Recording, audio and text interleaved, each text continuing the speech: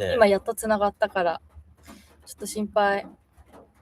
あ、YouTube つながった。つながった。おはようございまおはようございます。毎朝ライブを始めます。始めます。今日は Day6 です。結構画像荒いですか？こっちのやつ、すごい画像が荒くなってしまっている気がするんですけど、どうでしょ今日はね、こっちめっちゃ雨で、天気が悪いとね、電波も悪くなっちゃうんですよ。どうだろうか。結構ね、電波が。おはようございます。おはようございます。今日は毎朝ライブ Day6。大丈夫だよ、だって。よかった。よかった。ありがとうございます。ありがとうございます。では今日もやっていきます。今日はちょっと早めに始めてみました。はい、結構ね、いつも日本時間7時からね、始めてるんですけど、結構30分とか15分ぐらいでもう職場に着いたんで、またみたいな感じになることもあったんで、ちょっと今日はね、早めに配信したいと思います。はい。で、今日のトークテーマは、旅を始める前の2人がどんな感じで、仕事してたりとか、日常を送ってたかっていうのをリクエストいただいたので、過去の話をね、しようかなと考えてます。でも、喋ってる途中でも、コメント遠慮せずください。もう全然話に関係ないものでも、私たち答えますので、はい、何か質問とかコメントしたいことがあればお気軽に送ってください。お願いします。お願いします。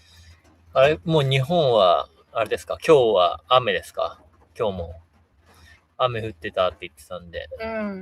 日本、今、台風8号。ダブル台風って言ってたよね。言ってた。どうなんだろう。結構今ピークなんでしょうか。ねえ。地域にもよると思いますけど、バンクーバーはね、久しぶりにがっつり雨です。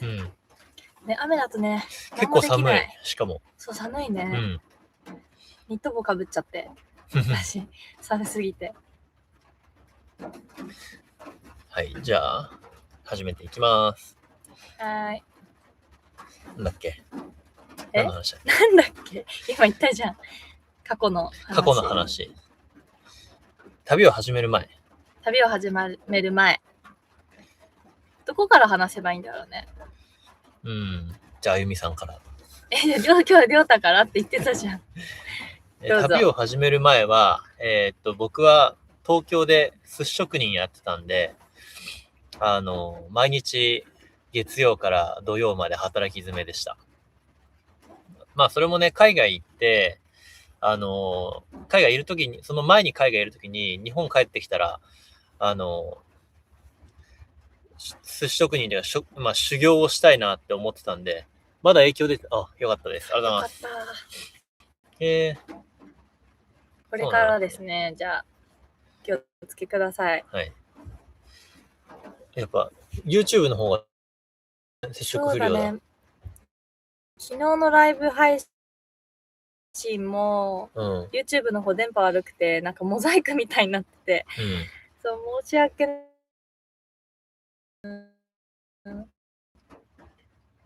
いいよ。いいよ。はい、いいです。はい。はい、麻布十番のお店で、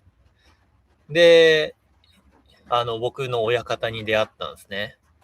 で、そこのお店自体は、なんか一人親方っていうよりかは、こう、ちょっとチェーンね、寿司の他にもね、いろんな、ね、和食とかっていう店舗展開をしてて、で、そこの寿司屋も、一人親方っていうよりかは、こう、3、4人ぐらいね、こう職人がいて、で、テーブルがね、カウンターがこの字になってて、で、こう真ん中で、こう、作業する感じだったんですね。で、その中の、職人の一人が、僕の親方で、その当時、入ってすぐなんですけど、もう親方は、京都にね、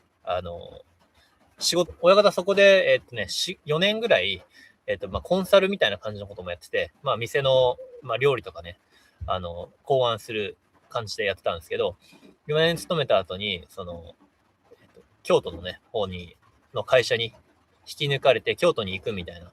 で、僕はね、そこ入ってすぐで、ね、寿司も握れないし、何もわからない状態。ただ、その親方に、なんか、親方の料理に対する愛とかね、そういうのを横で見ててね、この人から教わりたいなって思ってたところで、なんか、親方はもう、そこの場所から離れるみたいな。それで、この人いなくなったら俺誰に寿司を教わればいいんだって思って、で、いや、この親方、このチャンスを逃すわけにはいかないと思って、親方に直談判して、俺も京都に連れてってほしいと。っていう風にね、仕事終わりに、直接ね、話行ったんですよ。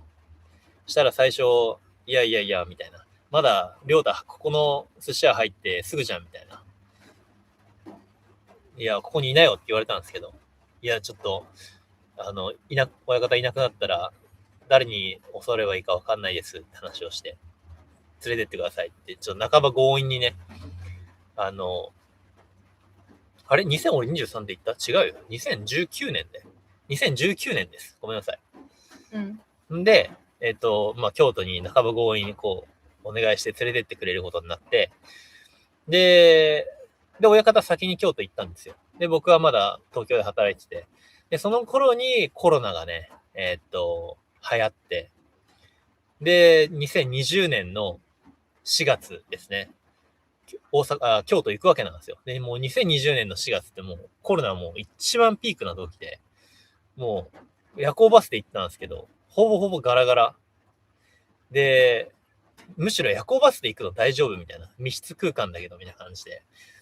だけどそれで行って、京都を着いたんですけど、その親方が働いてたところも、新しくね、ホテルの新規立ち上げで親方行ってたんですけど、そこもコロナ大打撃を受けて、全部もう、ホテルのキャンセルも予約になるし、もちろん、だから入ってるその飲食も全部予約キャンセルみたいな感じで。でね、僕はアルバイトでそこでやろうと思ったんですけど、人が必要ないから、いや、働くことできないってなって、で、どうしようってなった時に、その親方の、つてで、京都のね、お寺にね、行く、お寺の、知り合いがいて、お寺の和尚さんの知り合いが。で、じゃあ、京都を勉強していきなよっていうことで、京都のお寺にね、出入りさせてもらうことになって。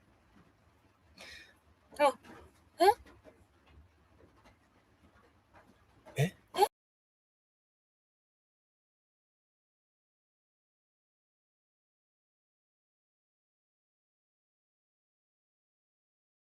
パソコンの上に携帯置いてたら、パソコンの画面が、なんか紫と白の線がシャーって入って、パソコン壊れたかと思った。でも落としたりしてないしなと思って。あんまりやっぱ電子機器くっつけない方がいいんだね。びっくりした今。びっくりした。パソコン壊れたらもう終わりだからね。ね、編集できないし。いや焦る。今2本経った。今結構よさげなんじゃない？電波状況。焦った。大丈夫かな？大丈夫じゃない？それで、京都のね、お寺にね、出入りさせてもらって、毎日、朝7時半頃に行って、庭のね、お掃除して、で、10時ぐらいに、お抹茶をね、縁側でいただいて、みたいな感じの生活を、2020年のコロナ真っ盛りの時にずっとやってて、で、その中で、京都のフレンチのシェフと知り合うことができて、で、そこにちょっと、じゃあ、人足りてないから行きなよってなったんですよ。で、そのフレンチの人は、フランス人なんですけど、もう京都でずっとやってて。で、そこに1ヶ月入ったんですけど、ちょっとね、馬が合わなくて、1ヶ月でね、辞める方、どっちかというとクビですね。1ヶ月でクビになっちゃって。何したんみたいな。いろいろあったんだよ。頑固だからだよ。誰が？りょうたが。いや、だって、いや、まあ、そうなのかもしれないけど、うん。今でもわかんない。いや、俺全く言われてないことを、いきなり言われて、それでなんか、激怒されて、いや、聞いてないんですけど、みたいな。うん。その、まあ、理不尽なことがあったんだね。そう。言った聞いてない問題。よくあゆみとも喧嘩するけど。それで、まあ、結局辞めることになって、で、夏の間は、また暇になっちゃったんで、その時ね、僕今よりもうちょい長かったんですよ、髪の毛。だけど、じゃあ、お寺の和尚さんにお願いして、8月の1ヶ月間、お寺で、こんばんは。こんばんは。お寺で住み込みで働かせてほしいというか、住み込みでちょっと修行させてほしいっていう風にお願いして。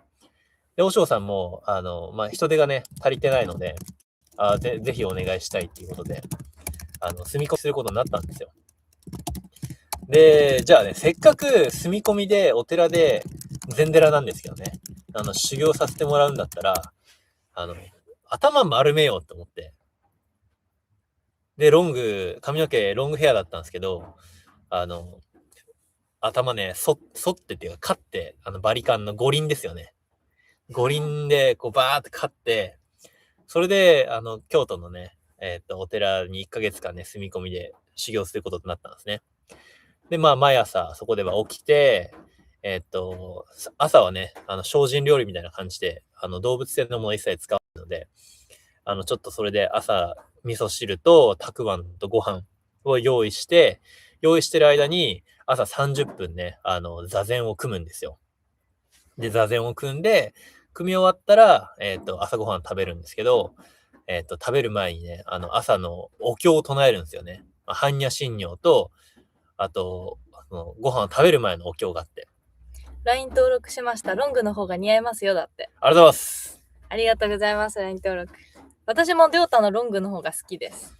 ね、だってあゆみずっとロング見たいって言ったから今回もロングにしたんだ。うん。でもみんなに言われるよね、ロングがいいって。そうだね。ロングの方がなんか、いいって言われる。ね。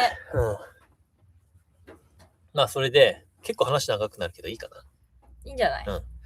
そんで、何の話したんだっけ？般若心経。般若心経とか、食事の前のね、お経を唱えてご飯を食べるみたいな。うん。それでご飯食べて、その後は、庭の掃除ですよね。ほんと日本庭園というか、苔があって、こう、薪っていう木があったりして、あとそれとかね、まあ、お茶室もあるんですよ。で、そういうとこの庭をね、手でね、葉っぱ一枚一枚ね、取っていって、吐くわけなんですよ。2人を見て、見た目はもちろん2人ともいいんだけど、2人とも声が心地よい。一気にファンよだって。ありがとうございます。嬉しいです。ありがとうございます。嬉しい。声褒められるの嬉しいね。俺結構なんか、早く喋りがちだから、自分の声好きじゃないんだよね。私も自分の声好きじゃなかったけど、なんか、ここ数年で褒められる機会が増えてきて、好きになってきた。でもなんかたまに自分の声嫌だなって感じる時はまだある。俺はさ、なんかさ、鼻声じゃん。そうだね、ちょっと。YouTube とか聞いてて、自分の声聞いてて、なんか滑舌悪いなって思う時がある。私の方が舌足らずで、立ちつてとがうまく言えないから。英語はどうやって覚えたのか教えてもらいたいですだって。じゃあ、この後、流れで話したら。そうだね。はい。で、まあ、お寺で1ヶ月間修行させてもらって、その時にもね、いろんなことあって、お寺の前に樹齢400年ぐらいのでっかい松があるんですけど、それがね、俺がいる時にね、倒れるっていうこともあったりして、400年ですよ。400年の松ってすごいね。もうね、俺が行った時には、もう結構斜めってて、それを支えるために支柱みたいなのあったんだけど、もう、バターンっていって。そ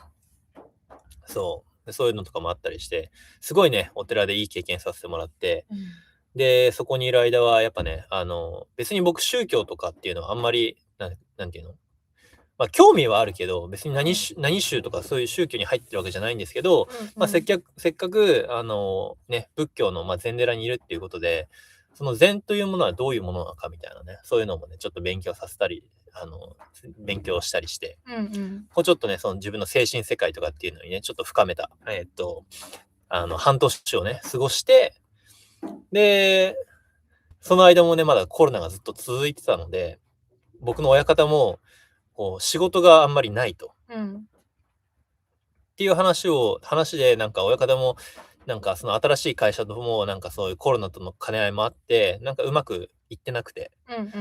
したらいきなりある日、親方が、りょうたみたいな、東京帰るぞっつって、寿司やるぞっつって。で、みたいな。なんか、別の出資者で、東京で寿司屋やらないかみたいな感じで声かかったらしく、じゃあ親方が、僕のためでもあるって言ってたんだけど、その僕が親方に寿司を学びたいって言って、親方についてったから。だから、寿司屋を一緒に、開くっつって。で、東京のね、半蔵門ですね。もう本当にど真ん中の、ところで、お寿司屋さんをね、二人で、二人で立ち上げたというか、親方が立ち上げたところに、僕は、こう、いろいろ勉強させてもらいながら、いろいろこう、サポートをさせてもらったみたいな感じなんですけど、それをして、で、そっからね、親方との二人三脚が始まったんだよね。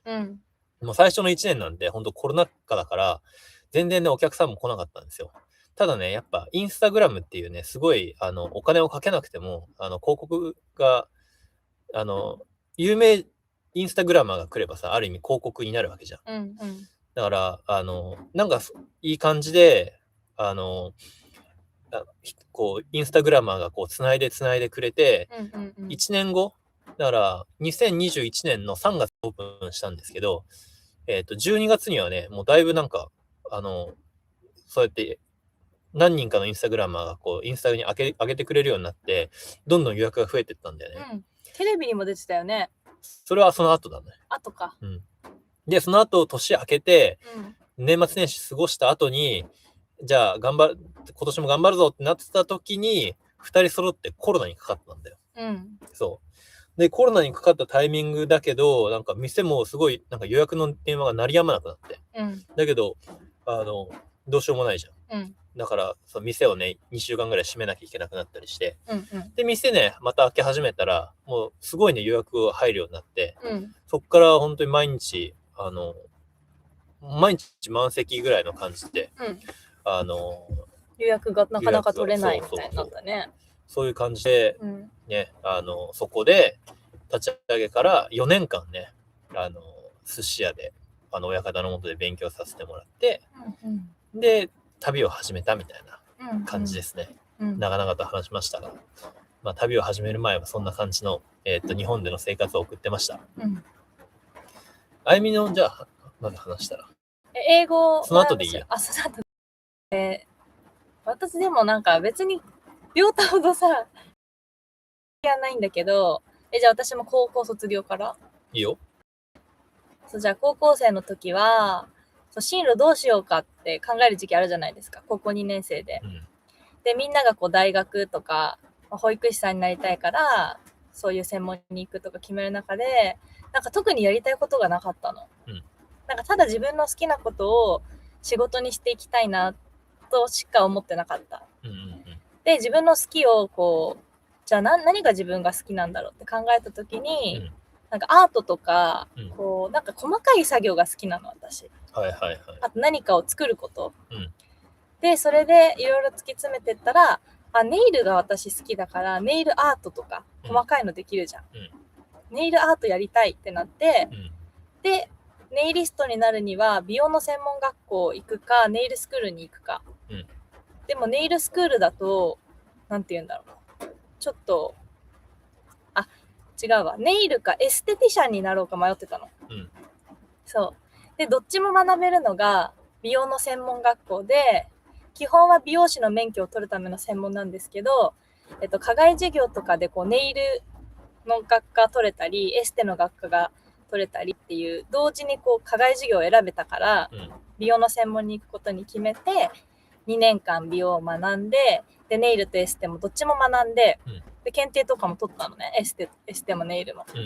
でも結果的にエステはやっぱ結構力仕事で筋肉痛になるのよ、すごい。確かに。そうあの人たちさ、もうずっとさ、一日何人さ、患者さ、マッサージするか知らんけどさ、すごいよね。すごい。もう一人全身をやるので結構もうね、腕も使うし、全身の体重をこうかけてやったりするから、結構それが想像してた世界と違くて、あ、エステは無理かもってなり、で、まあ一番最初にやりたかったネイルにハマって、で、卒業後は、まあ、有名な美容院の、ネイリストとして働いたんですけど、まあ、ちょっとね、特殊な美容院だったので、こう、なんだろうな。なんかネイルがやりたいのに、美容師の仕事も手伝わなきゃいけないみたいな環境だったのよ。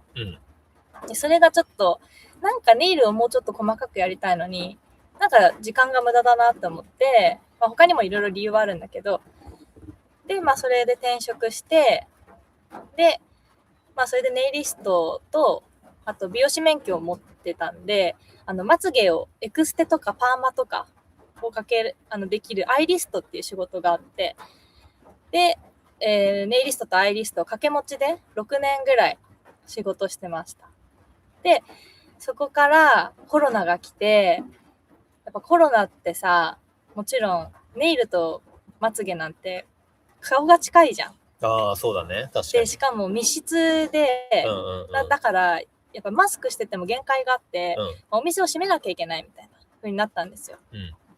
でもそのタイミングで、まあ、あとはちょっと上の人たちと私の店舗のスタッフのみんなもなんか、なんていうんだろう、なんか馬が合わないっていうか、なんかって思う不満はずっとあって、で、まあコロナのタイミングもあって、じゃあ転職しようって決めて、で、ネイリストとアイリストは辞めました。で、そこでずっとやりたかったパソコンの仕事をずっとやりたくて、ちっちゃい時から、小学生ぐらいの時に、オンラインのなんかペット育成ゲームみたいなのにハマったの。なんか私、いるかわかんないけど、なんかリブリーアイランドっていう、みたいなキャラクターを育て、あとアメーバピグとか、アメーバピグね、よくやった。そうそう、あと、ビレッジ版カードじゃない、なんだっけな。ビレッジなんとかみたいな。なんかそういう育成ゲームが流行ってたの。オンラインでできる。そう。小学生の時流行ってたのよ。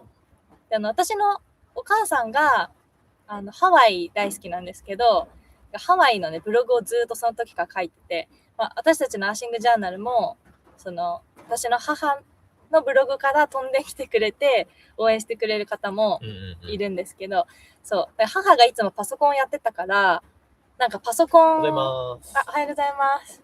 なんだろう、なんか、小学生ながらに私もパソコンを母の真似してやってたのよ。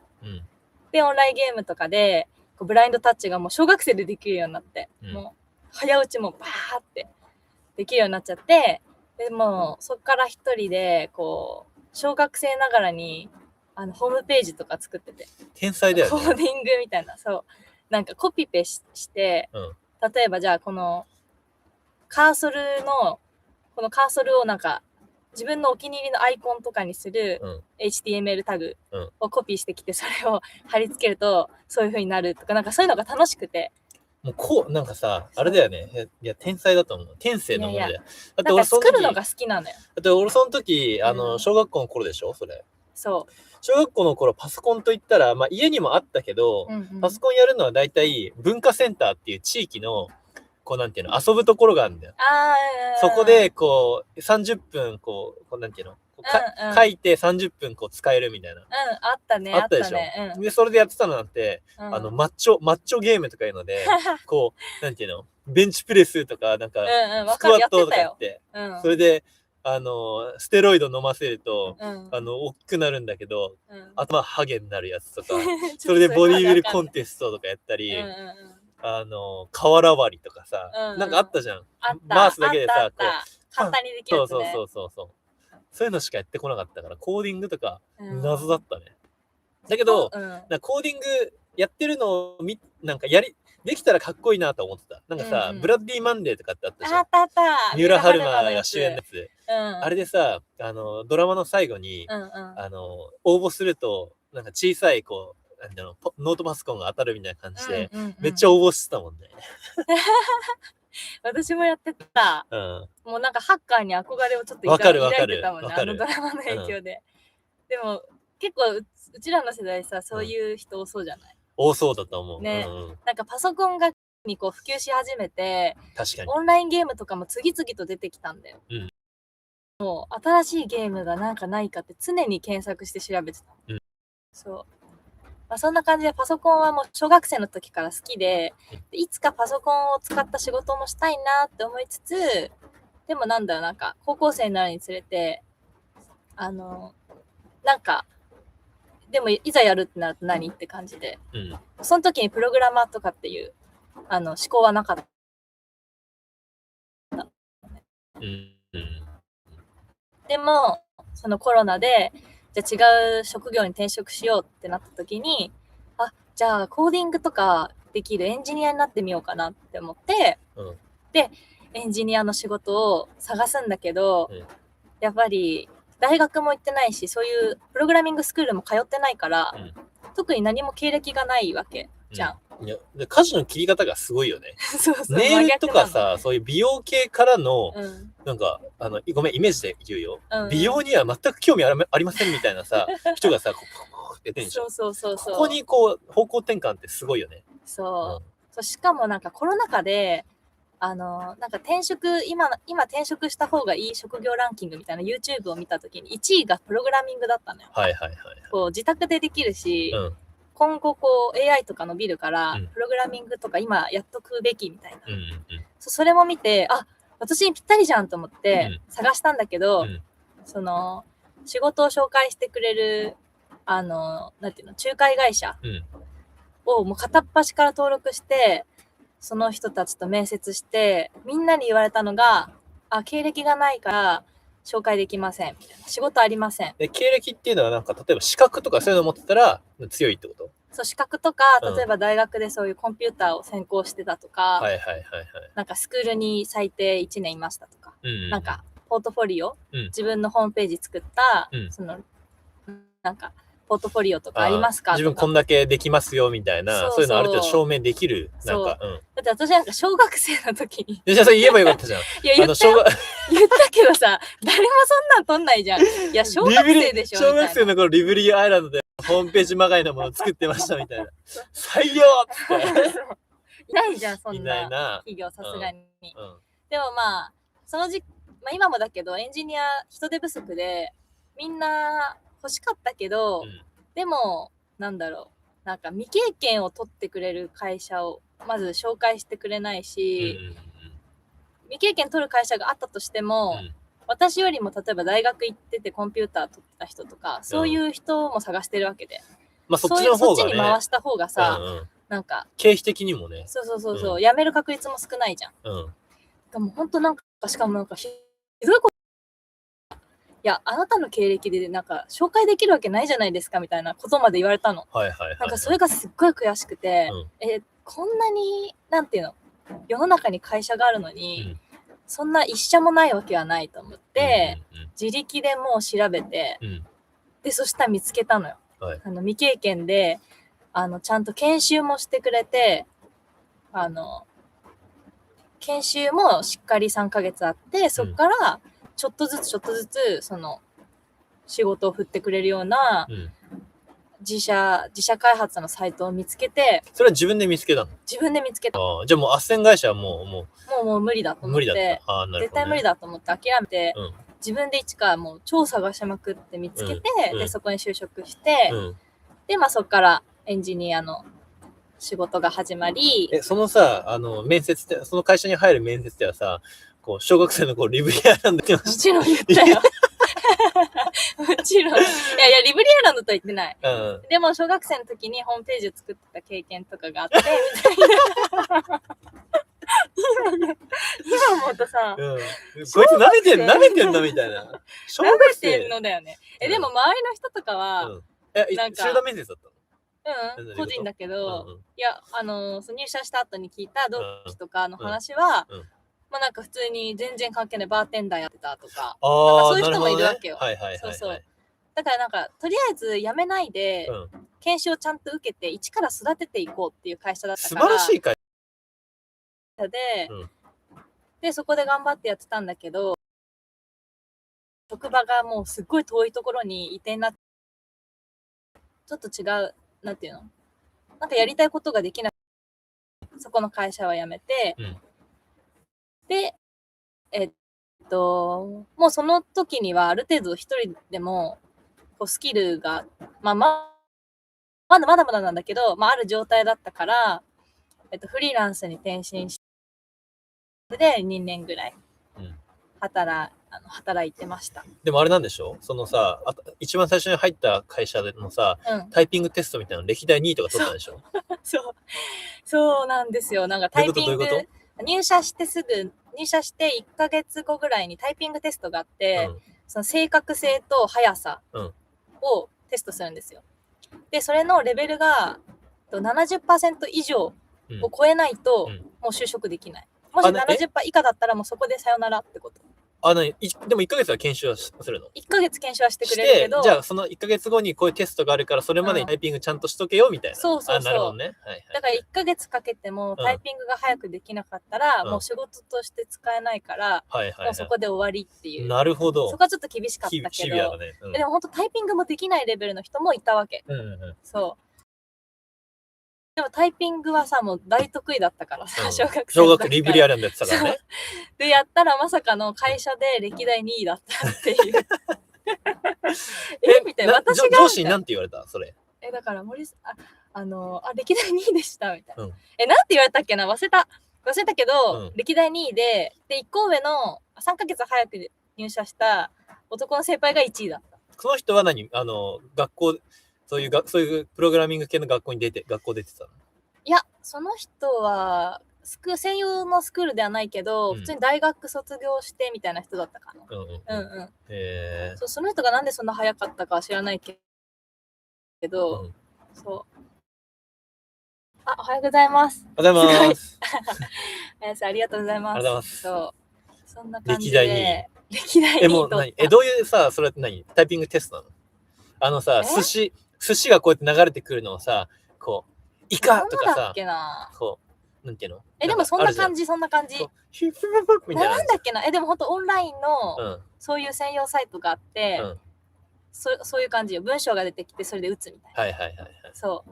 で、なんかタイポとか多いと、点数下がっちゃう。タイピングミス。下がっちゃうし、遅くても点数下がっちゃうみたいな。なるほど。で、歴代2位だった。やばいね。やっぱ才能だわ。いや、才能っていうか慣れだと思う。そうね。小中学生の時にコンピューターの授業とかあるじゃん。なんかそういうのでさ、最初の5分、みんなでタイピングゲームして競うみたいな時間あったじゃん。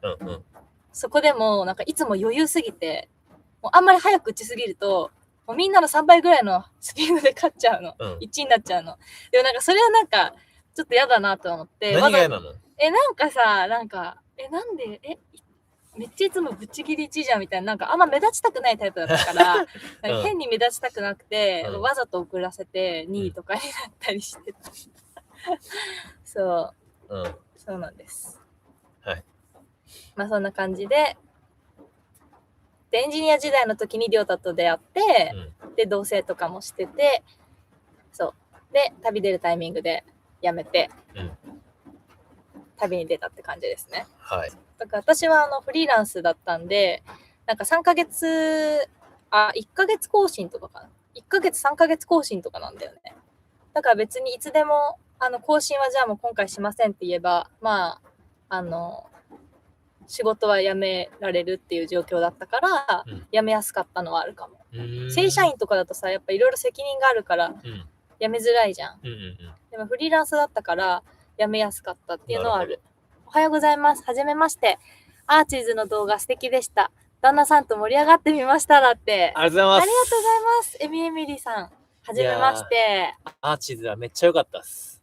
アーチズ、みんなデリケートアーチがほんとよかったね。みんな新しい YouTube 上がったの見てくれましたか？ついね、さっき、てか昨日の夜か、うん。日本時間、上がりました。はい。グランドサークルで一番大好きだった国立公園。めっちゃよかった、あれは。ね、うん。ダブルアーチもよかったよね。よかったね。規模がやっぱアーチってでかい、なんかこんなでかいのって思うぐらいでかかった。なんか想像を超えてきた。うん。なんか他の国立公園にもアーチっていっぱいあるんだけど、やっぱアーチズのアーチは規模が違ったね。いや、すごいんだよね、あの辺ってさ。なんでさ、そんなに距離は離れてないのにさ、ここの一帯の地形はすごいアーチがいっぱいあって、で、別のところはなんかグランドキャニオンみたいになんかすげえ地層がいっぱいこう分かれてて、なんでこんなになんか近い範囲なのに違うのかってぐらい違ったね。ほんと不思議。はい。じゃあそんな感じで。じゃあ、りょうたがなんで英語を喋れるようになったか。僕が英語を喋れるようになったのか、どうやって喋れるようになったのかが聞きたいのか、英語を喋れるようになる勉強法を聞きたいのか、どっちなのかな。どうやってじゃない？どうやって、どうやって英語喋れるようになったかは、もうね、ひたすら喋ることですね。どうやって覚えたのかね。どうやって覚えたのか。だから留学してっていう話でしょ。留学して。高校卒業で、留学して、カナダに留学して、で、まあ、どうやってですかだって。仕事して、みたいな。もうちょっとさ、噛み砕いてほしいっていう。最初、バンクーバーでシェアハウスしながら、何ヶ月ぐらい学校行ってたの？語学学校だよね。語学学校はトータル6ヶ月通いました。6ヶ月通そう、だから最初の語学学校通って、最初ホームステイだったんですけど、ブラジル人とかとね、ホームステイ一緒にね、一緒にこう住んでたんですけど、初めて一番最初の登校日ですよね。一緒にブラジル人とこう登校するんですけど、ほぼほぼ喋れないんですよ。コミュニケーション取れないんですよ。で、こうブラジル人がね、財布をね、こうポトッと落としたんですよ。だけど、財布の単語も出てこない、なんて言えばいいかわかんないから、こう身振り手振りで、俺の頭の中的には落としたよみたいな感じなんだけど、こう言葉は詰まるみたいな。そっからのスタート。そんなレベルだったんだ。そんなレベル。だから喋れないんですよ、本当に。だけど、まあ、語学学校通って、学校も全部英語じゃないですか。で、周りのクラスは、18人ぐらいいるのかな。確か18人ぐらいいたんですけど、まあ、その中に日本人僕含めて3、4人いて、あと韓国人も3、4人。で、ブラジル人も3、4人。あとはなんか、チェコの人がいたり、アラブ系の人がいたりみたいな感じで、そんな感じで始めるんだけど、マジで喋れないのよ。しかも、先生の言ってることもわかんないのよ。そうだよね。わかんない。で、どうやって質問していいかもわかんないから、こう、授業にこう、ついていくので精一杯。で、なんかみんながこう作業始めるわけよ。何の作業してんのかわかんないみたいな。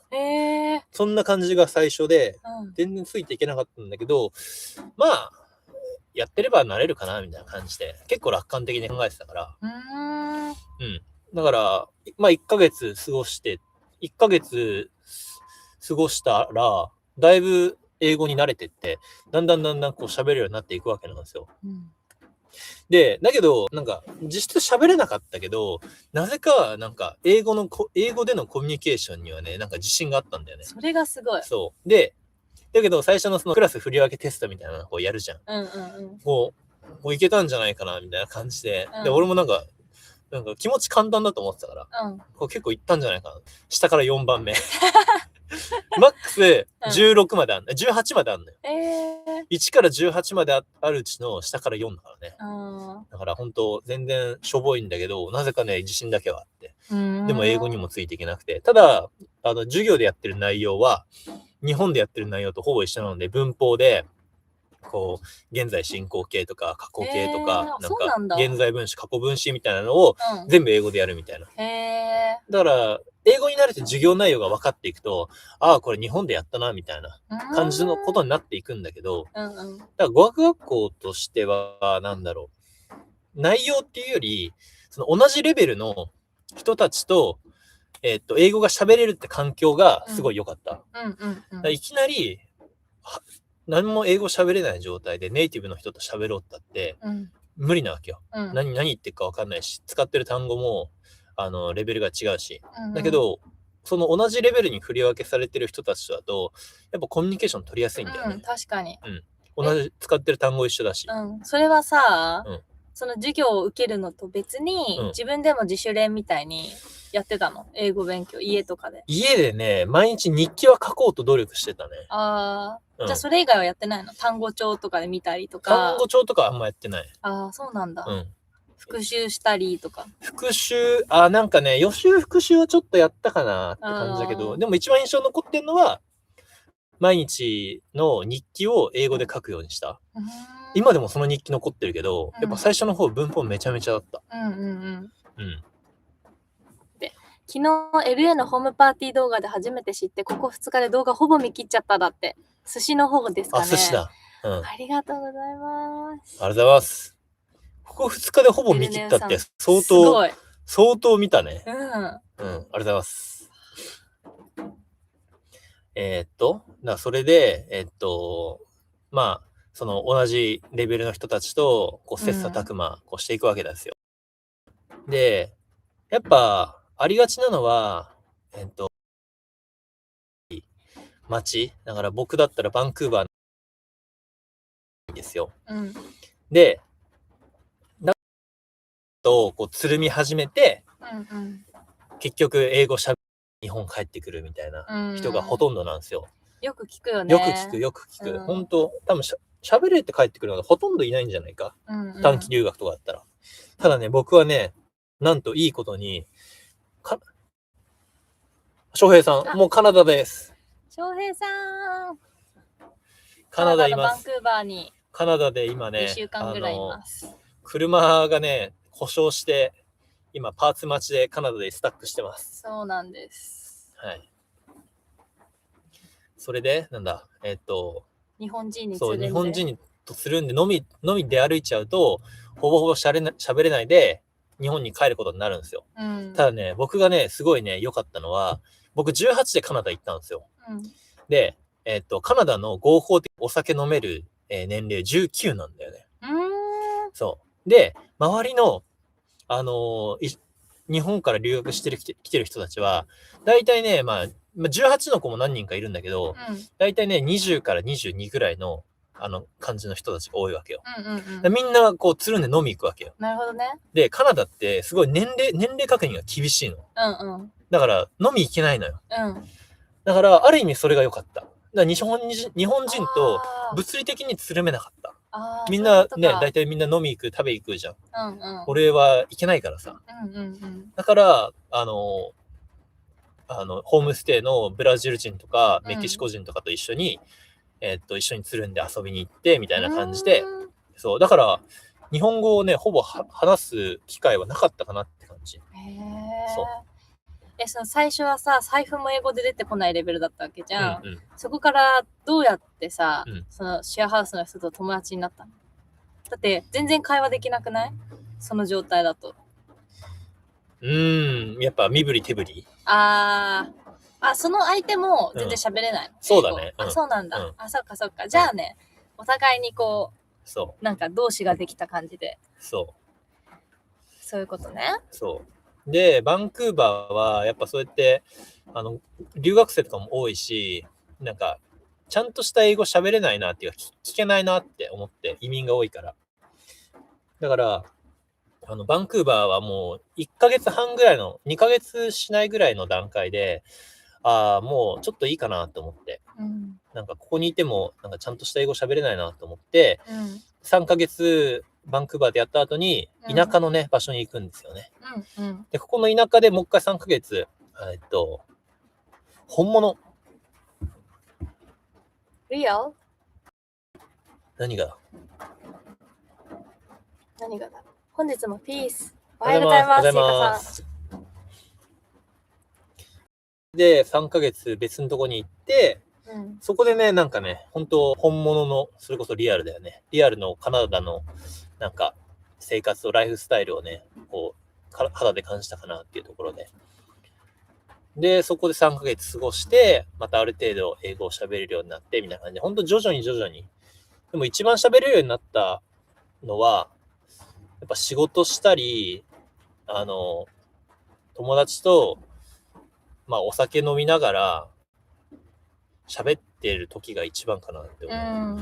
やっぱね、生の英語ってそういうとこに全部隠れてるから、いかに、その現地の人と喋るじゃないけど、生活を英語でできるかに全てかかってると思う。って感じです、僕は。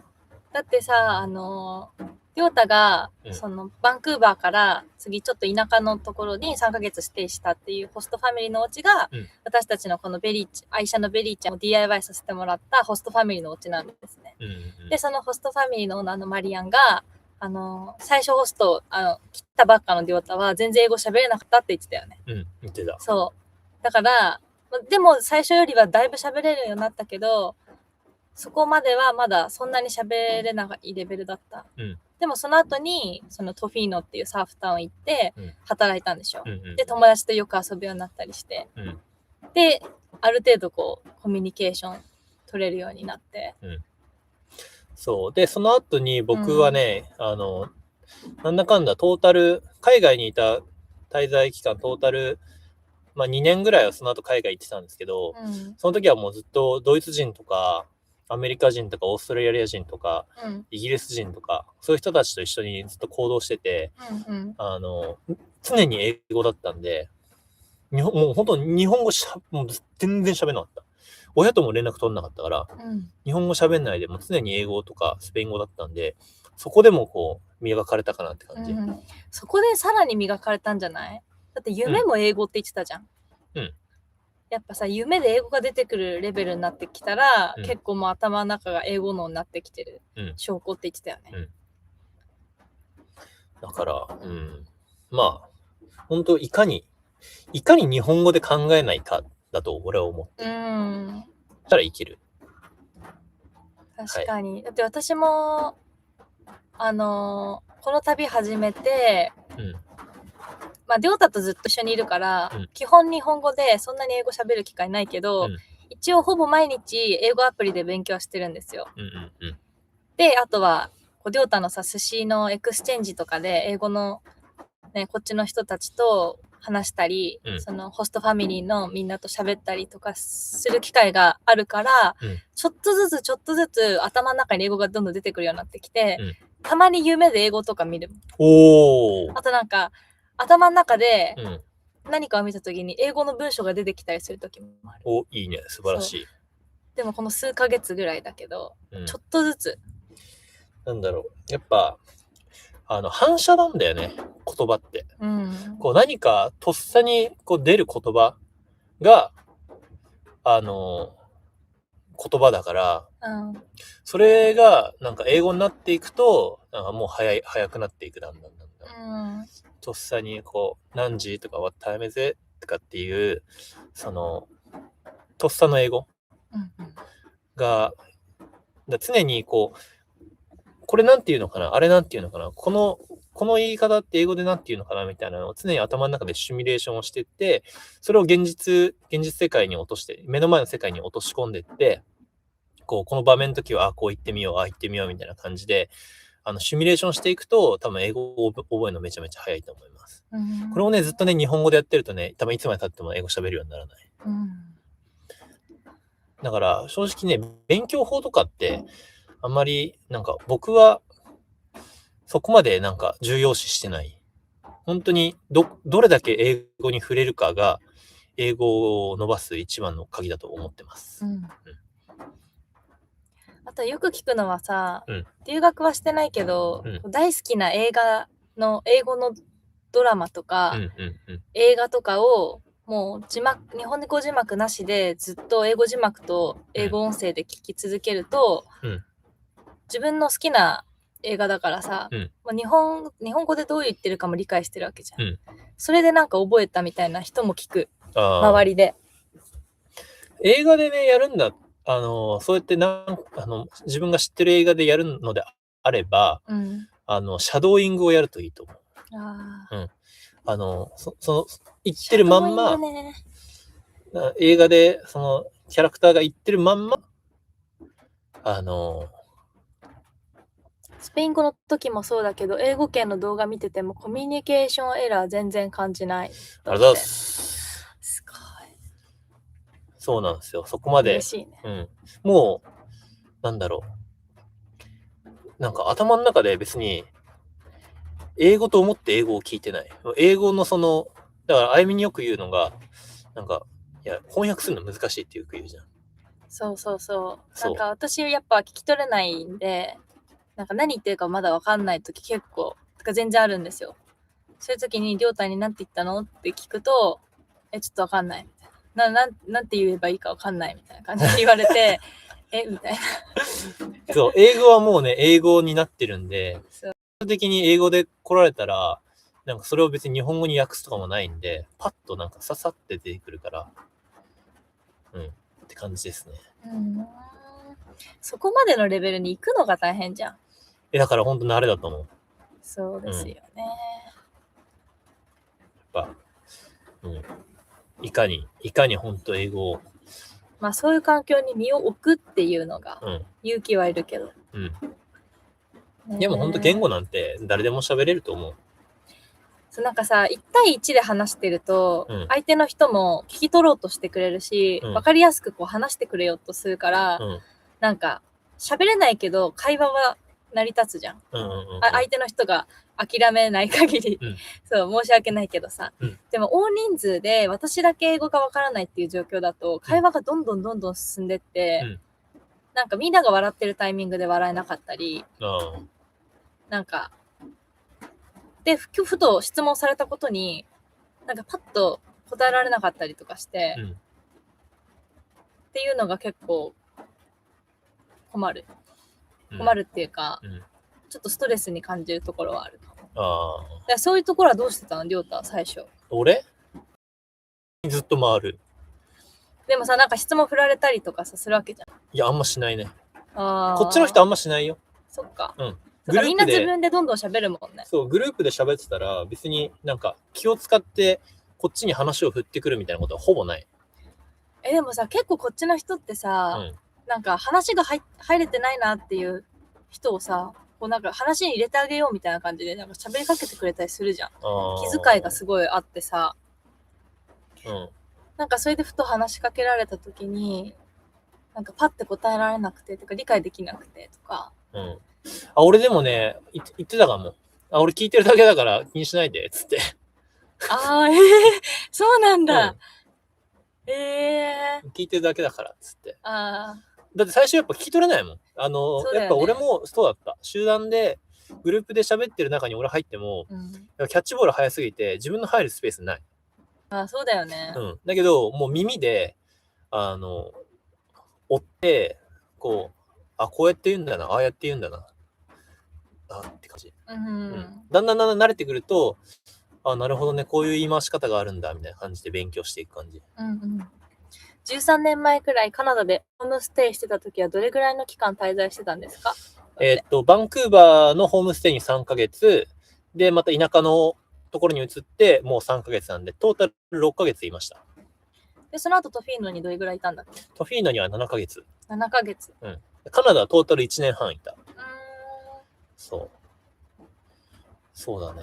だから本当に、なんか、気にしないで、みたいな。どんどん勝手に話してみたいな感じ、俺の中で。それいいかも。それ私言おうかな。なんかそしたらこっちも気が楽だし、なんかその掛け合いをさ、聞いてるだけで覚えるじゃん。だからなんか振らなくていいんだよね。いや、嬉しいんだよ、でも。すごいさ、なんか気使ってくれて嬉しいんだけど、なんかパニックになっちゃうから、急に話しかける。正直言えばいいんだよ。全然話についていけないから。じゃあそれはなんて言うの、英語で。それなんて言うかね。I'm just listening っていう。I'm just listening。質問されたのに。I cannot really catch up with the conversation, so I'm just listening, so don't worry about me っていう。I can't catch up the conversation. So I'm just listening. So keep going. Don't worry about me. Don't worry about me. それ Don't worry about me が最初に来てもいいしね。Don't Don't worry about me, me. I'm just listening. I can't really catch up with the conversation. あって言えばいいし。ー別にそんなもう言い方なんていろいろあるし。そうなんで、それがね、困るんだよね。あと、なんていうの、正解を求め日本人。わかる。私、正解求めすぎちゃう。うん。例えばさ、なんか、こっちの人たちって、なんか、例えば入り口に誰かいて、で、普通に通れるから横を通っただけでも、うんなんか、sorry みたいな言うじゃん。うん。なんか、ちゃってごめんみたいな。うんそういう時に、you're okay, you're alright うん。とか don't worry とかさ、うんなんかいろいろあるじゃん。うんまあ日本語も一緒だけどさ、うんなんかそれを、なんかいつもとっさに出てこなくて、うん正解だったんだろうみたいな。いつもなんか、オッケーオッケーみたいな感じでやっちゃう。言っちゃうと、あれで言っちゃう。うん。そなんて言えばいいんだろうっていう気持ちは大事だけど、う。でも別に、なんていうの、100% ネイティブと同じように話す必要はないから、別になんだろう、自分の分かる範囲で話せばいいと思う。でもあゆみさんも英語めっちゃうまいだって。うん本当ですか？ありがとうございます。よかったね。でも全然あゆみも話してるよ。話せてるかな？話してる。なんかやっぱ発音とかがさ、難しくて。うん。あとなんか、英語圏じゃない人が喋る英語とかは聞きやすかったりするわけ。やっぱ第二言語が英語だから、やっぱこっちが第一言語が英語の人よりも流暢に話してないじゃん。うんだからこう単語がこう分かれてたりしてうん聞き取りやすいんだけど、うんこう第一言語が英語の人たちってうんつなげるじゃん。うんなんか t を発音しなかったりさ、なんかジュルルってつなげて話すじゃん。うんそれとかがもうほんと聞き取れない。あなんか文章になってて、うんそれを文章を見ながら聞き取るのはできるのね。うんうん全然。もうそれそうだ、そうか。うんそう。でもなんかその文章がなくなった瞬間、もう聞き取れなくなっちゃう。あ。リスニングが本当に苦手。なるほどね。そう、難しいよね。はい。で、なんか日本語と全然違うじゃん。うん。日本語はハキハキ発音するけどさ、うん。なんか英語を、なんか、みたいな感じじゃん。 Good morning. Good morning. Good morning. ね、難しい。あとは本当真似だね。真似することが一番。俺よく言うじゃん。そうだね。とにかく真似。りょうたはさ、真似がうまいんですよ。なんか耳がいいんだよね。うん。なんか発音とかを完コピできるの。言ってる人の発音とかを。うん。それがすごい。あゆみさんは堂々と英語を話してるからかっこいいのよ。だって。優しい。そうだよ。堂々と話せてますかね？大丈夫だよ。話せてるかな？私もともとちょっと人見知りなところ、ちょっと待って。人見知りなところっていうか、なんかちょっと知らない人と話すの緊張しちゃうタイプなんですよ。はいはいはい。だからなんかそれもあって、なんか自分からこうなんて言うんだろうな。なんか英語話せなくてもさ、ガンガン自分から喋りかけに行ける人っているじゃん。私のお母さんもそうなんですけど、英語話せなくてももうどんどん自分から話しかけに行って仲良くなるタイプじゃないから私。そう、だから余計になんか緊張しちゃうんだよね。そう。緊張が緊張を生むっていう。リオさん、フランス語もできそうだって。リオタフランス語できる？できないけど、普通に多分勉強すればできる。おー。フランス語なんてもう1ミリもわかんないわ。世界でさ、どの言語が一番難しいとかあんのかな？わかんない。でも、生保護。でもやっぱ日本語って結構トップクラスに難しいと思うんだよね。だって、ひらがなとカタカナと漢字もあんだよ。確かに。すごくないですか？ねえ。でも英語はね、もうちょっと話せるようになりたいな。なんか、日本の教育からちょっと変えてほしいなって思うよね。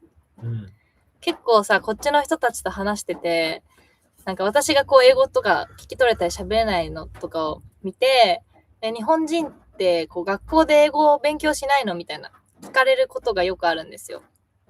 で、なんか結構他の国の人たちは、なんて言うんだろう。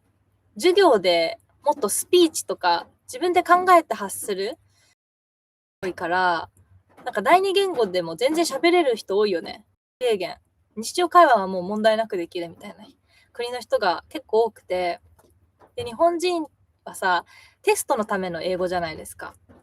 だからこう、話す英語とか、こうなんか実体験に活かせる英語ってみんな学んでないから、ね、いざこういう海外旅行とかで出てこないとかよくあるけど、そこのテストのための英語じゃなくて、こうちゃんと日常生活で使えるレベルの英語をもう小中高生とかからさ、義務教育でね、もうちょっと教えてほしい。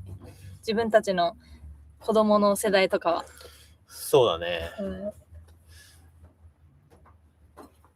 ウイスキー、ワイン、カクテル、ビールとか動画見てると結構飲んでますけど、お酒強いんですかだって。で、そんな強いわけではないよね。りょうたはまあ飲める？飲める。私はもう全然弱いです。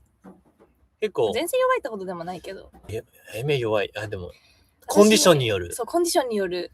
もう、ビール一缶も飲めない日とかもあります。顔真っ赤っかになっちゃって、たまにね、こう、しかも、そのお酒飲んだ状態で緊張してる場とかに行くと、なんか失神して倒れちゃったりするんだよね。そうなんだよね。そう、一回あったんですよ。あったよ。そう、メキシコで寿司の会やってた時に、そうじゃん。なんか、やっぱみんなすごい早口で英語で喋って、で私人見知りもあって、すごい緊張してて、で、まあその日ちょっと体調も悪かったんだよね。なんかあんまご飯食べてなくて。そうだ。で、その状態で、なんだっけ、ワインとビール飲んだんだっけ。それでもうなんか頭が真っ白になっちゃって、もうどんどん視界が真っ白、なんかざわざわざわってさ、テレビがざわざわするような感じ。で、そのままもう、手に携帯持ったまま、バーンって倒れちゃって。危なかったよ、あれ。みんなにめっちゃびっくりされた。危なかったよ。そう。っていうことがたまにある。はい、前にデイナポイントで見かけましただって。声かけてください。声かけてくださった方ではないか。見かけましただから。嬉しいです。全然お気軽に声かけてくれたら嬉しいです。デイナの方はやっぱ日本人多いよね。多いね。デイナいた時も何人かに声かけていただいて嬉しかった。人見知りなのに海外で旅していけるメンタルすごい。そう、なんか海外旅行は好きなんですよ。だから、でもね、この旅で一番不安だったのは、やっぱそこだった、私は。英語喋れないとかってより、その人見知りがどう作用するかがちょっと心配で、一番それが不安だった。りょうたはもう真逆なんで、人見知りのかけらもない、もうほんとコミュニケーション大好き、誰とでも話せるみたいなタイプだから、なんかそこがちょっと心配だったけど、まあでもね、どんどん良くなってるかなとは思います。マリアのウェットスーツ着ていたのですぐ分かったのですが、声かけれなかったです、ワラドって。マリアのウェットスーツ着てたってことは、あれかな、リカちゃんたちと入ってた時かな。わかんない。もしかしたら。そうなんです。マリアのウェットスーツ大好きで。翔平さん、人見知りには感じなかったよ、だって。優しい。でもあれかもしんないね。海外でさ、こう、なんていうの、揉まれてさ、こう、人見知りかつ英語が今、ハードル高かったわけじゃん。だけどさ、日本語だとさ、歩み的に安堵するじゃん。そう、安堵する。それあるかもしんない。なんか、日本人、よかった、みたいな、話せるっていう、なんかそこの、なんていうの、ギャップっていうのなんか、下から上じゃないけどさ、なんだそれ。で気持ち的にさ、不安の要素がさ、下がるわけじゃん。日本語喋れる、聞き取れるで。それで安心感があって、それで、でも少人数では全然話せるの、私も。人数になると緊張しちゃって、なんか話に自分できないタイプ。それ人見知りなの？人見知りとは違うのかな？待って、病気や怪我の時の苦労はっていうご質問がある。病気や怪我の時の苦労。病気や怪我してないんで分かんないですね。そうなんですよ。熱も一回も出てないよね。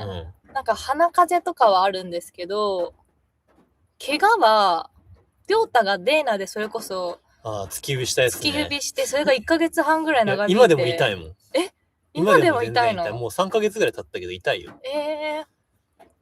そのミッドレングスでニーパドルしようとしたらそこでこけて、なんか自分の板に小指グキってなるっていう。絶対折れてた。手が折れてる。ね、あれ折れてただろう絶ね。対折れてる。超痛がってたもん。パンパンに腫れてて。うん。怪我。あと私はもうメキシコでウニに刺されたぐらい。足。まあそんなこと大したことないでしょ。そんなこと大したことないか。怪我っていう怪我も幸いないですね。今のところ。うん。本当にあったらね、また変わってるんだろうけど。突き指とか、なんか、ちょっと足ぶつけて痛いとか、それぐらいかな。ね。病気も今んとこない。なんか旅に出る前は、私リモートワークだったんで、いつも家で仕事してたんですけど、なんかね、1ヶ月に1回は絶対高熱が出てたんですよ。で普通にジムとかも行ってたし、友達と遊んだりとかも普通にしてたんだけど、なんか旅に出た方が、なんていうの、ストレスがないのかもしれない。そう熱全然出てないです、この1年半。びっくり。前は1ヶ月に1回出てたのにね。仕込み中のフランクなリオさんと寿司握り始めた時のリオさんのギャップ好きだって。ありがとうございます。仕事モードに入るんだよね、リオさん。そう。仕事モード、やっぱその辺分けないと、たらたらね、こう、なんかフランクな感じで、こう、寿司握ってもね、メリハリつかないんで、そこはね、ちゃんと分けてやってます。あとね、多分ね、寿司の YouTube 見てくれてる人で、アーシングジャーナルの YouTube 見てくれてる人も多分あんままだね、多くないと思うんだけど、ギャップが激しいだろうね。ああ、そうだね。寿司しか知らない俺で、なんかね、みたいな。なんかサーファーで、バンで生活してんのこの人みたいなさ、っていう感じにもなりかねないよね。はい。どうなんだろう。まあでもね、そんぐらいギャップがあった方がね、いいんじゃないですか。今でもだってね、多分、俺のことを寿司職人って思う人多分一人もいないと思うよ。確かに。このロン毛でね。そう。でも、りょうたは集中モードに入ると、周りの声が全然聞こえなくなるぐらい集中するんで、なんか寿司握ってる時はもうほんと、聞いてはいるけど、結構聞こえてない時あるって言ってたよね。あるある。ウニって毒持ってるやついますよね。日本来たら絶対行くだって。やったー。嬉しい。ウニ、確かにありますよね。メキシコのやつは、そこまでっていうか毒なかったから大丈夫だったけど。あるやつはね、危険だからね。怖い。はい。日本では物価高の影響が生活に響いてますが、そちらはいかがですか？いや、高いっすよ。てか、ガソリンがやばいっす。やばい。カナダの方が高いです。ガソリンだって、今、カナダ210円とか220円とかしてますよ。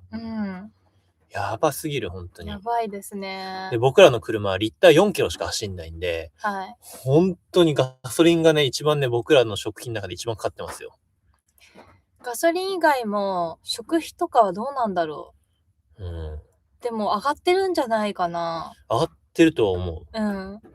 やっぱりそれ上がってるからこそ、家じゃなくて車生活始めたみたいな、ローカルの人たち結構いるから、上がってる、結構響いてると思います。でもなんか、そこまで俺らはさ、なんていうの？そうそう。私たちは旅始めたの1年半前だから、この1年半でそんなすごい変わったなとは感じないかな。食費とかそういうとこは。かな。でもあれだね。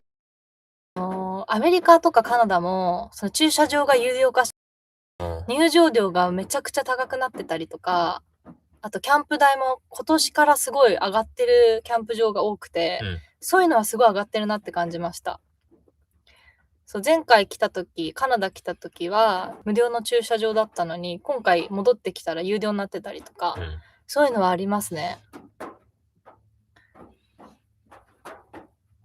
1、2人前の切り身18ドルとか想像つかんすぎる。いやー、高いっすよ。高い。でもLA のあそこの山だっけ、美味しかった魚。美味しかったねめちゃくちゃ美味しかったです。まあ脂乗ってて洋食だけどね。でも超美味しかった。日本から仕入れてんのかな、あの魚。いやー、どうなの？マグロは多分こっちだと思う。あ、そわかんないけど。うなんだ。YouTube 以外はどこで配信されてるんですか？インスタグラムで今、はい。ライブ配信してます。両方で。そう、コメントがね、共有できないのがちょっと申し訳ないです。山めっちゃうまそうだった。いや、山最高でした最。高でした。スタッフの人も日本人だし、うん。やっぱこだわりがあったよね、ね日本人の。もう1時間半喋ってるよ。あ、ほんとだ。あっという間に。そう、明日は金曜日なので、明日、今日でしょ？あ、今日か。うん。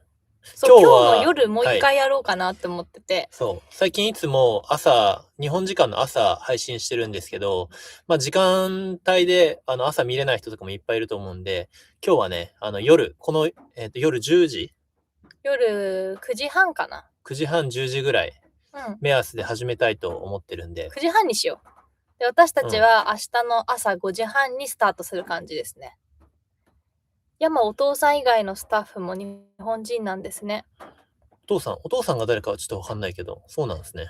で、魚売ってる、魚のコーナーにいたスタッフさんは日本人だったよね。日本人だった。うん。うん。そうなんですよ。なので今日は日本時間の夜9時半にまたライブしようかと思います。はい。で、土日はまた朝の9時からで、来週は平日の夜9時半を固定にしようと思います。ああ、なるほどね。朝じゃなくて夜うんを来週やってみます。はいチャレンジで。はい。はい。アーカイブには残すので、その時間見れないっていう方も安心してください。よろしくお願いしますお願。いします。で、最後に、クラウドファンディングについてちょっとご報告します。なんだっけ。4日前からクラウドファンディングの、サイトを立ち上げさせてもらって、僕らのこのベリーちゃんを日本に持って帰る計画を立ててます。そこで、ちょっとね、輸送費とか、日本での整備だったり、車検登録だったり、ちょっと自分たちの想像してた、金額をはるかに超えてきて、視聴者さんの皆さんに、皆さんのちょっと、支援をいただきたいなと思って、今回クラウドファンディングのサイトを立ち上げました。いつもね、画面越しで応援してくださってる皆様に、直接ね、日本に帰ったらベリーちゃんと、会いに行きたいと思ってるんで、そこの辺、ご支援いただけたらと思います。今ね、YouTube の方で、クラウドファンディング特典あったりするんですかっていう話なんですけど、もちろんご用意しております。はい。5000円の、ご支援額では、ステッカー3種。 1万円はカレンダーとステッカー3種。あと、クレジット掲載とか、今後のオンライングッズのクーポンコードとかもついてます。はい。で、詳しくはね、はい。このライブの概要欄にURL 貼ってるので、ぜひ見て。はい。で、さっき、日本に帰ってきたら、お寿司食べたいって言ってくれたんですけど、実はね、クラウドファンディングには、僕がお寿司を握れる特典も用意してます。ただね、はい。ちょっとね、そこは、金額をちょっと高めに設定してるんですけど、もし、仲間内とかで、ホームパーティー、寿司ホームパーティー、したいとか、そういう話があれば、全然出張寿司やるので、そのリターンも、検討していただければと思います。本当YouTube の僕が握ってる感じで日本でもやりたいと思ってるんで、ぜひご検討いただければと思います。サービス精神旺盛なので、何品程度とは書いてあるんですけど、多分それ以上握ります。全然収まんないです。はい。僕の、親方からの教えで、いや、お腹いっぱいさせないと意味ないでしょって言ってるんで、絶対にお腹がいっぱいにはなります。はい。行きたすぎる友達探して嬉しい嬉しい。ありがとうございます。よろしくお願いします。行きたすぎるというか、どっか、お家にね、ちょっとお邪魔するって形で、そうなんです。出張寿司やるんで、もし、本当ご検討いただければと思います。まあ、お家の中じゃなくても、お庭とかね、テーブルと椅子さえあればできるので、はい。はい。よろしくお願いします。そこももしあれだったらご相談ください。はい。で、今日まででの、支援額、僕ら目標額は、150万に設定させてもらったんですけど、今現在13万6千円、支援いただきました。ありがとうございます。ありがとうございます。まだね、日本帰るまで2ヶ月間ぐらいあるので、まだ期間は長いんですけど、皆様の本当に、少しでも、いいですし、本当サイト見ていただけるだけでも、僕らとしては嬉しいし、むしろ、DM で応援してますってコメントいただけるだけでも本当に嬉しいので、ぜひ、日本でベリちゃんと会えるように、応援いただければと思います。よろしくお願いします。よろしくお願いします。はい。パパが早く帰ってこいだってって私の母さんからコメント来てる。あ、そうだ、今日話そうと思ってたんだ。何？この旅を始めるときに、周りの家族とか友達に旅始めるっていう、どういう反応をもらったかっていうのを話そうと思ってたんですけど、もう一回言ってごめん。だから、私たちが旅に出るっていうのを、家族とか友達に話した時にどういう反応だったかっていう話をしようと思ったんだけど、ちょっと時間が足りなかったので、それは今日の夜、金曜日の夜に話そうと思います。はい。絶対伸びるチャンネル、今のうちにみんな子さんアピしないとだ。子さんアピしてください、皆さん。嬉しい、ありがとうございます。将来、ねるねうさん。将来、世界を股にかける寿司職人となるように頑張るので、今のうちに多分ね、プライベート寿司握れることね、だんだん機会減っていくんで、まあ減らしたくないけどね。なので、初心を忘れずね。みたいな。家で握ってもらったよみたいな。うんうん。はい。そうなれるように頑張るんで。夢は大きくね。はい。子さんの、応援よろしくお願いします。お願いします。ありがとうございます。ありがとうございます。では。じゃあ今日の夜にそれ話せばいいじゃん。そうだね。はい。じゃあ今日、週末、お仕事最後、頑張ってみましょう。はい。夜また会いましょう。最後まで見てくれてありがとうございます。ありがとうございます。じゃあ一日頑張りましょう。バイバーイ。頑張りましょう。